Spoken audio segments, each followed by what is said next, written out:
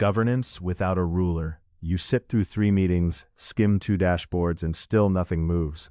Yet the notifications keep coming and the checklist keeps growing. Nobody seems in charge, but your calendar and your approvals act like someone is. When nobody appears to be in charge, power usually shifts from people to proxies, metrics, queues, templates, and rules that decide what gets attention and what gets denied. Governance in this sense is the practical system of constraints and incentives that shapes behavior whether or not a ruler is visible. Start with the surface story. It's decentralized. Decisions are owned by teams. Responsibility is distributed. Then watch what actually happens. Work still has to pass through gates: an approval step, a risk checklist, a ticket state, a quarterly target, a budget line. Those gates are not neutral. They are designed constraints, and each constraint creates a predictable pattern of power. Here's one explicit constraint: limited review capacity. There are only so many hours to read proposals, investigate incidents, verify compliance, or test releases. Scarcity forces triage, so the system creates shortcuts: standardized forms, mandatory fields, priority labels. Those shortcuts become the new governors because they determine what is legible. If a thing cannot be expressed inside the form, it cannot receive review. If it cannot receive review, it cannot ship. Now the incentive arrives. People get rewarded for what the system can see. The dashboard can see tickets closed, cycle time, utilization, on-time delivery, SLA met. It cannot see careful thinking that prevents future work, or the quiet repair of a relationship, or the choice to slow down to avoid a brittle decision. So attention moves toward what is measurable and away from what is meaningful. The proxy becomes the reality that pays. A feedback loop completes the capture. Leadership asks for updates. Teams respond with numbers. The numbers become the language of trust. The language of trust becomes the condition for resources. Next cycle, everyone optimizes the numbers harder because resources follow the numbers. That is governance without a throne. Not orders, but gradients. Every distributed system also hides a trade-off: speed versus accountability. If approvals are reduced, decisions move faster, but errors can compound before anyone notices. If approvals are increased, errors are caught earlier, but decision-making slows, and initiative dies under waiting time.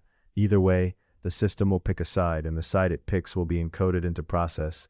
The people may change, the encoded choice persists. This is where metric gaming enters, not as a character flaw, but as a rational response. If tickets closed per week is praised, then tickets get split smaller, definitions get adjusted. If response time is punished, then acknowledgements happen instantly while real fixes wait. If utilization is celebrated, then slack, where learning and prevention live, gets eliminated, and the organization becomes busy and fragile at the same time. Proxy drift occurs when the measure starts as a signal and ends as a target. The system begins serving the scoreboard instead of the game. Notice the quiet outcome. Nobody needs to issue a command for behavior to narrow. The incentives and constraints do it. Governance migrates into defaults, into what is required for a task to exist, into what the dashboard highlights in red, into what gets a budget, and what gets delayed until it disappears. This is why the question, who governs, cannot be answered only by naming a role. Power is also the ability to define what counts as progress, what counts as risk, and what counts as done.